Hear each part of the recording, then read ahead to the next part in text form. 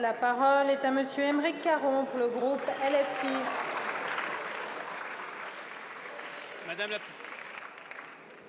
Merci Madame la Présidente. Madame la Première ministre, mercredi dernier, au large de la Grèce, la mer a avalé les corps et les vies de plusieurs centaines d'hommes, de femmes et d'enfants, des exilés qui tentaient de survivre mieux ailleurs.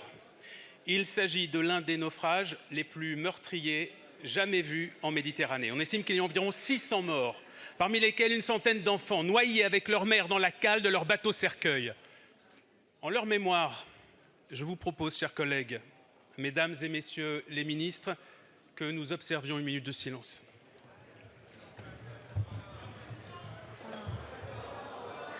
Mais oui, mes chers collègues, je trouve qu'effectivement, cette idée est formidable, mais la conférence des présidents est là pour ça, pour que nous puissions décider collectivement des moments dans lesquels, dans cet hémicycle, nous honorons les personnes disparues. On ne fait pas de minutes de silence de cette façon-là.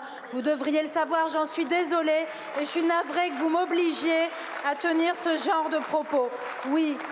C'est désolant parce que ce sont des moments qui doivent nous unir et pas nous désunir. Et des pratiques telles que celle-là nous déshonorent. J'en suis navrée.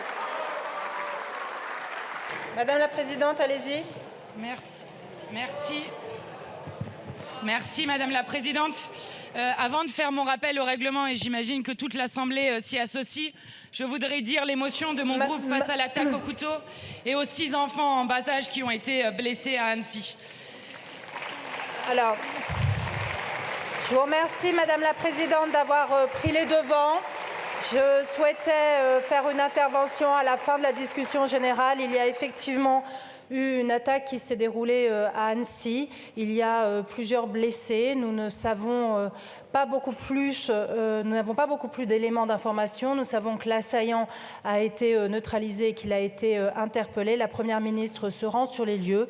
Il y a de très jeunes enfants en bas âge qui sont en état d'urgence absolue et je vous invite à respecter une minute de silence pour eux, pour leurs familles, pour que, nous l'espérons, les conséquences de cette attaque gravissime ne soient pas des conséquences qui conduiraient la nation à être endeuillée.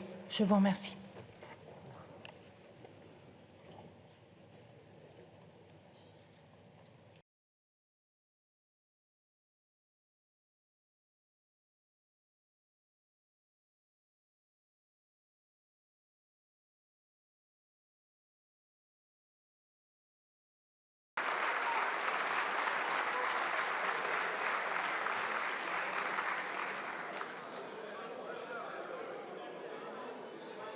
Vous pouvez dérouler le...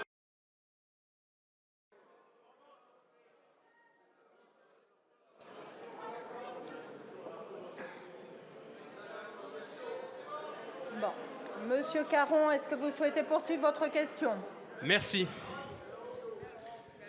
Je ne vois pas pourquoi l'improvisation de ce moment empêchait l'union. Ce silence en guise d'hommage ne doit pas nous en faire oublier un autre, à savoir le silence gêné et coupable qui accompagne depuis presque une semaine ce drame qui ne doit rien à la fatalité mais tout à la lâcheté et à l'ignominie. L'enquête est en cours, mais les survivants accusent les gardes-côtes grecs d'avoir tenté de repousser leurs navires loin de leurs côtes et d'avoir ensuite abandonné les naufragés à la mort. Quant à Frontex, un avion a vu le navire en perdition, mais il n'est pas intervenu. Voilà où nous en sommes. Nous laissons délibérément mourir des êtres humains parce qu'ils nous gênent, parce que leur origine, leur couleur de peau ou leur religion ne nous conviennent pas. Au lieu de les prendre en charge, comme l'impose le droit maritime et la plus élémentaire humanité, nous les enterrons en mer. Depuis 10 ans, près de 27 000 personnes sont décédées en Méditerranée. L'Europe et la France ne font rien, ou presque. Ma question est donc la suivante. Que mettez-vous en œuvre concrètement pour éviter que de telles tragédies ne se reproduisent? Je vous remercie. La parole est à Madame Chrysoula Zakharopoulou, secrétaire d'État chargée du développement de la francophonie et des partenariats internationaux. Madame la Présidente, Mesdames et Messieurs les députés, Aymeric Caron. Ce naufrage survenu le 14 juin est avant tout un drame humain incroyable. je souhaite tout d'abord redire les profondes tristesses de la France et renouveler nos condoléances aux familles des victimes. Je vais aussi rappeler l'entière mobilisation de la France avec l'ensemble de ses partenaires européens pour faire en sorte que ce type de tragédie ne se reproduise pas. Je salue à ce titre l'accord trouvé le 8 juin par les ministres européens de l'Intérieur. Cet accord vise à apporter une réponse européenne efficace à la question du traitement des demandes d'asile. Une réponse qui allie esprit de responsabilité et mise en œuvre concrète de la solidarité entre les États membres. Ce drame rappelle aussi l'importance de la coopération avec les pays tiers en matière de sauvetage en mer et de lutte contre les réseaux de passeurs. Là encore, les travaux sont en cours au niveau européen et en particulier avec la Tunisie. Notre objectif est de renforcer les capacités des États d'origine et de transit. Nous voulons ainsi mieux lutter contre ceux qui exploitent la détresse des migrants et mieux lutter contre les causes profondes de leur exil. C'est ainsi, mesdames et messieurs les députés, que nous éviterons de nouvelles tragédies. Je vous remercie, Madame la Ministre.